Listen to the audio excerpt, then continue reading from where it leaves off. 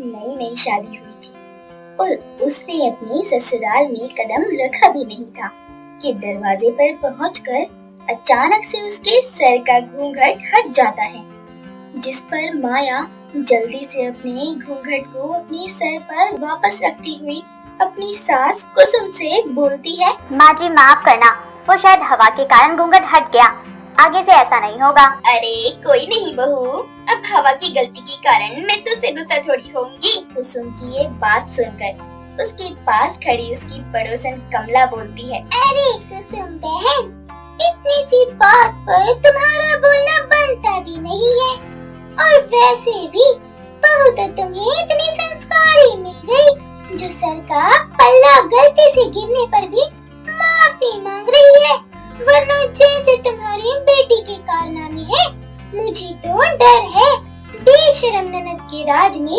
ये बेचारी संस्कारों वाली कैसे रहेगी। कमला ने इतना बोला ही था कि तभी घर के अंदर से कुसुम की बेटी शिल्पा छोटे छोटे कपड़े पहन दरवाजे पर खड़े सभी लोगों के सामने आकर बोलती है, आंटी जी आप मेरे बारे में कुछ कह रही हैं क्या? लो जी, बेशरम इंसान का नाम लिया और आ गई आधे कपड़ों में अपनी बेशर्मी दिखाने।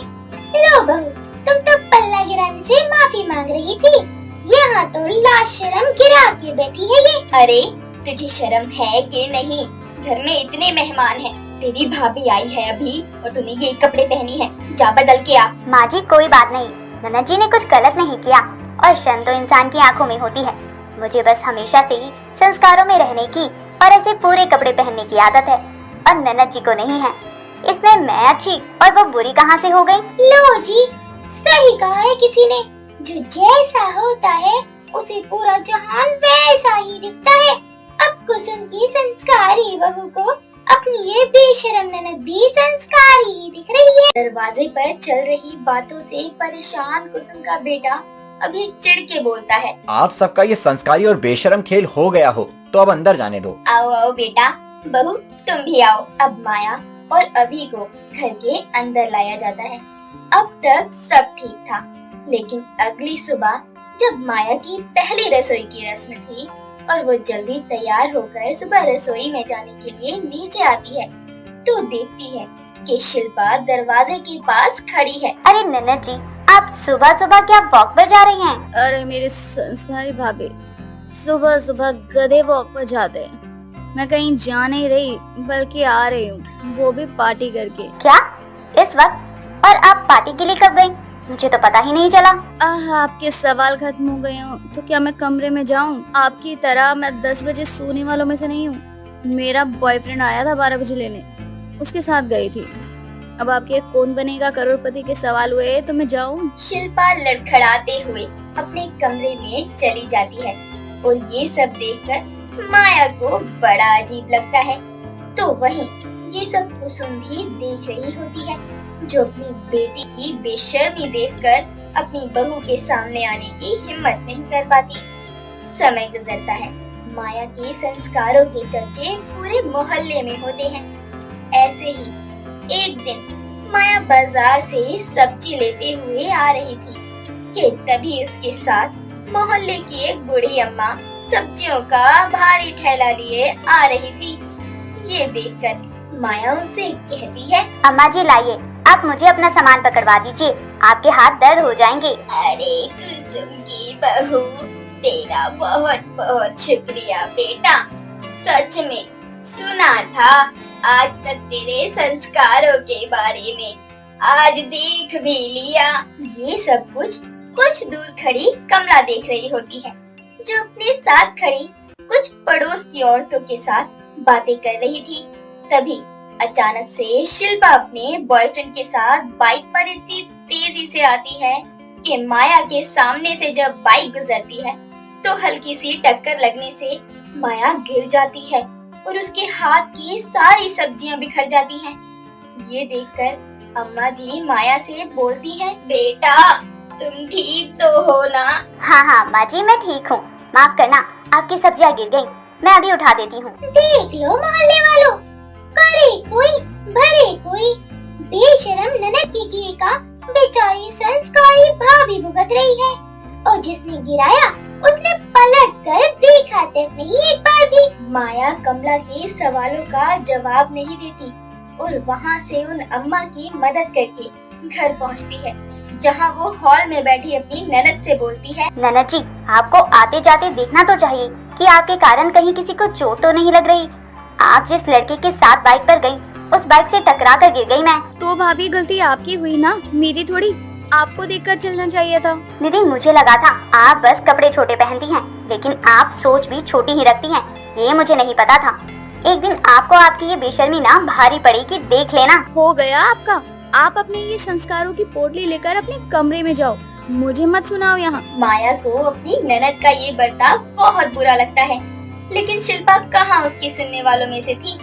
एक तरफ जहाँ माया अपनी सास की एक बात को भी अनसुना नहीं करती थी, वहीं शिल्पा अपनी माँ की एक बात नहीं मानती थी। ऐसे ही एक शाम अपने दोस्तों के साथ क्लब जाने के लिए शिल्पा अपने भाई के पास पैसे मांगने आती है। अभी भैया, मुझे कुछ पैसे चाहिए, मुझे अपने दोस्तों के साथ क्लब जाना है। मेरे पास फालतू पैसे नहीं है तुझे देने के लिए।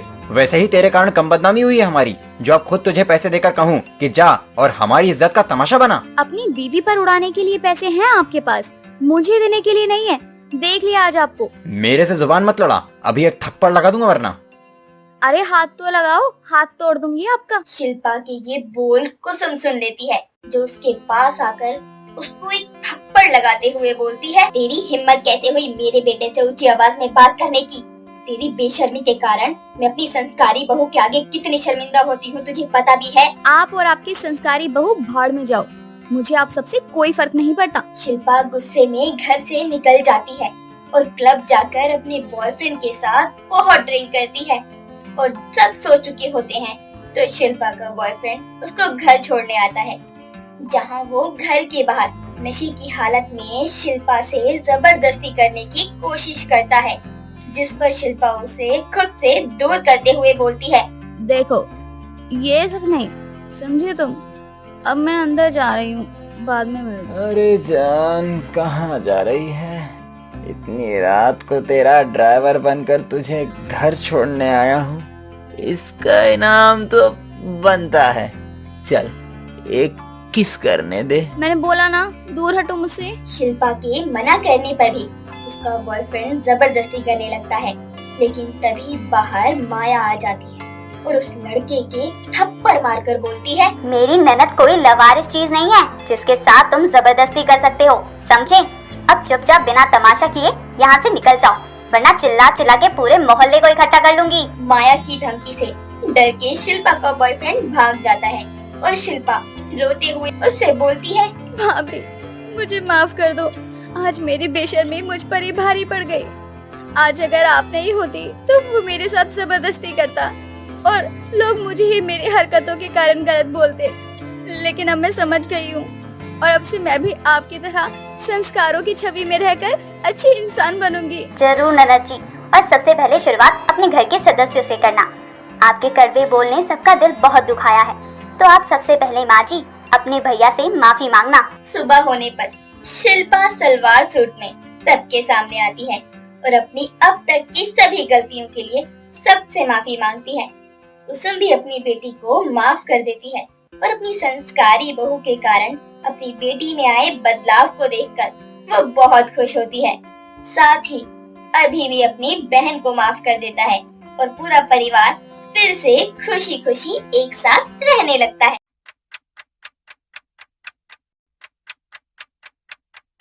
राघव की आज रजनी नाम की लड़की से शादी होने वाली है। राघव के परिवार में बस उसके बड़े भाई और भाभी हैं। माता पिता बहुत पहले ही गुजर गए थे, जिसके बाद राघव की देखभाल उसकी भाभी रमा किया करती थी। राघव और रजनी की लव मैरिज है। दोनों एक दूसरे को कॉलेज टाइम से ही पसंद किया करते थे। रजनी अपने पिता की इकलौती बेटी थी, इसलिए उसके पिता ने उसकी शादी को मंजूरी दे दी। धूमधाम से दोनों की शादी हो जाती है। रजनी विदा होकर राघव के घर आ जाती है। रमा रजनी का गृह प्रवेश करवाते हुए उससे बोलती है, देखो बेटा रजनी, मैं तुमसे उम्र और तजुर्बे दोनों में बड़ी हूँ, तो तुम्हें मुझसे डरने या शर्माने की कोई जरूरत नहीं है। तुम्हें कोई भी काम हो तुम मुझसे बोल सकती हो, क्योंकि हमारी तो कोई औलाद है नहीं। राघव ही हमारा सब कुछ है और अब तुम भी इसी परिवार का हिस्सा हो। जी भाभी। ठीक है, अब तुम जाकर आराम करो। इतना बोलकर रमा रजनी को उसके कमरे तक छोड़ आती है और वो भी अपने कमरे में चली जाती है। रजनी अपने कमरे में जाकर बिस्तर पर लेट जाती है और बोलती है, हे भगवान, कितना झंझट वाला काम है ये शादी। इन भारी भरकम कपड़ों से तो मेरा दम ही निकल जा रहा है। जल्दी से मेरा सामान आ जाए और मैं चेंज कर लूं। तभी राघव को कमरे में खाली हाथ आता देखकर रजनी हैरानी से पूछती है, किधर? क्या किधर? अरे मेरा सामान किधर है?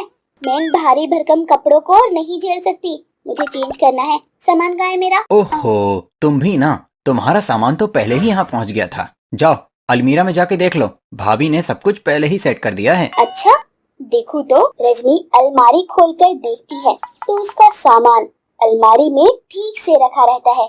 वो भी चेंज करके सो जाती है। अगले दिन सभी रेडी होकर खाना खाने पहुंचते हैं, मगर रजनी अभी तक सो रही होती है। तभी रमा उसे उठाने चली जाती है। रजनी उठो, बहुत देर हो गई है, सब नाश्ता करके ऑफिस चले गए और तुम अभी तक सो ही रही हो। रजनी मन में बड़बड़ाते हुए बोलती है, अरे ससुराल में इतनी देर तक सोती रही ना तो ससुराल वाले खुद मुझे उठाकर मेरे घर छोड़ाएंगे। इतना बोलते हुए वो फ्रेश होकर बाहर आ जाती है, जहाँ रमा किचन का सारा काम खत्म करके चाय लेकर रजनी का इंतजार कर रही होती है।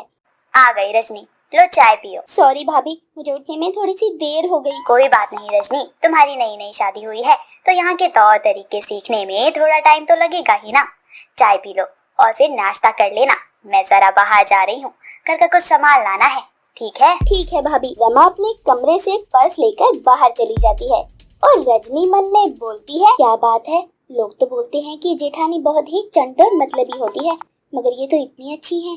दाल में कुछ काला तो नहीं, संभल कर रहना पड़ेगा। रमा मार्केट से सामान खरीद रही होती है तो उसे वहाँ उसकी एक सहेली सुमन मिल जाती है और दोनों बातें करने लगते हैं। क्या बात है, अब तो तुम जेठानी बन गई, खूब काम करवाना अपनी देवरानी से। हाँ वो तो है, मगर जेठानी बनने के साथ मुझे और जिम्मेदारियाँ भी तो आ गई हैं। अब कौन सी जिम्मेदारी? कर तो दी तुमने अपने लाडले देवर की शादी धूमधाम से, अब तो बस मजे लो, क्योंकि अब तो तुम्हें कोई काम करने वाली मिल गई। बस ऑर्डर देना, काम झट से हो जाएगा।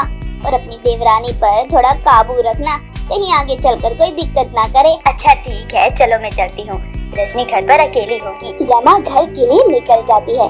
रमा बहुत ही शांत और समझदार स्वभाव की महिला थी। शादी के बाद अपने सास ससुर के ना होने पर उसने पूरा घर अच्छे से संभाल रखा था।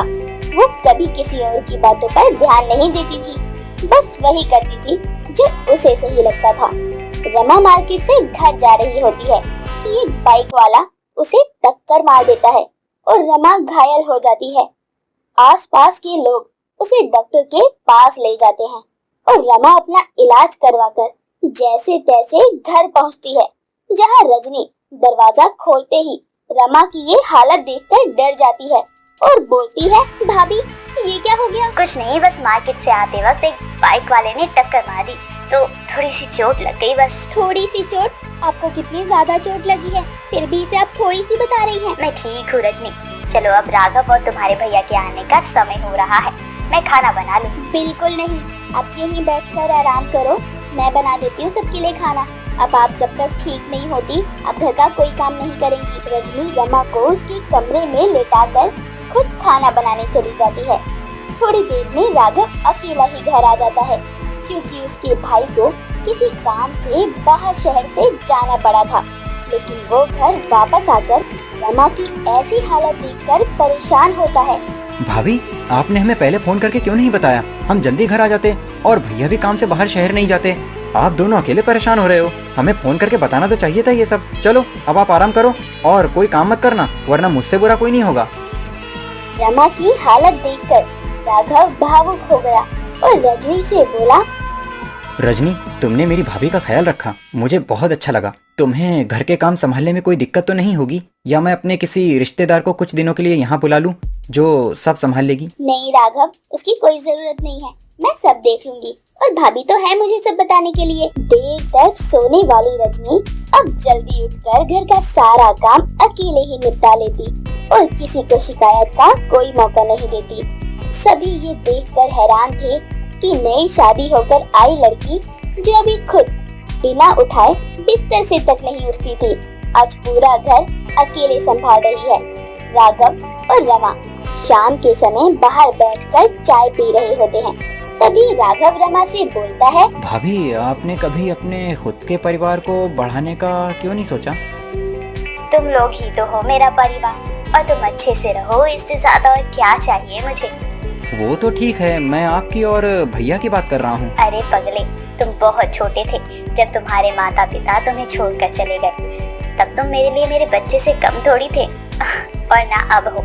मैंने तुम्हें कभी अपना देवर नहीं माना बल्कि अपना बेटा माना है, तो मुझे किसी और की जरूरत ही नहीं पड़ी। तभी रजनी भी वहाँ आ जाती है और बोलती है, क्या बातें हो रही हैं? बची हुई जो कसर थी वो भी तुमने पूरी कर दी रजनी। इस घर में रजनी को लाकर देखो उससे कैसे बिना किसी स्वार्थ के मेरी सेवा करती है, जैसे कोई बेटी अपनी माँ की सेवा करती हो। रजनी भी भावुक हो जाती है और बोलती है, आपने भी तो कभी मुझे अपनी देवरानी नहीं माना, मेरे सारे नखरे ऐसे उठाए जैसे मेरी माँ उठाती थी, तो क्यों ना मैं अपनी जेठानी की माँ की तरह सेवा करूँ? आप ठीक हो जाओ, मुझे और कुछ नहीं चाहिए। अब मैं बिल्कुल ठीक हूँ, अब तुम्हें काम करने की कोई जरूरत नहीं है। तुम बस पहले की तरह आराम से रहो, किसी चीज की चिंता मत करो, ठीक है? ठीक है, तो फिर अब पूरी तरह मैं आराम करूंगी और खूब सारी शॉपिंग करूंगी। कितना कुछ छूट गया इन कामों के चक्कर में। अब रोज घूमने जाऊंगी और सबके लिए शॉपिंग करूंगी, ठीक है? हाँ ठीक है, जो तुम्हारा मन करे सब करना। रमा और रजनी की बातें सुनकर सभी जोर जोर से हंसने लगते हैं और रजनी की मासूमियत को देखकर सभी खुश हो जाते हैं। प्यार और अपनापन किसी भी इंसान को बदल सकता है। तो दोस्तों, आपको ये वीडियो अच्छी लगी हो तो इसे लाइक करें, शेयर करें और कमेंट करें। साथ ही हमारे चैनल को सब्सक्राइब करना ना भूलें।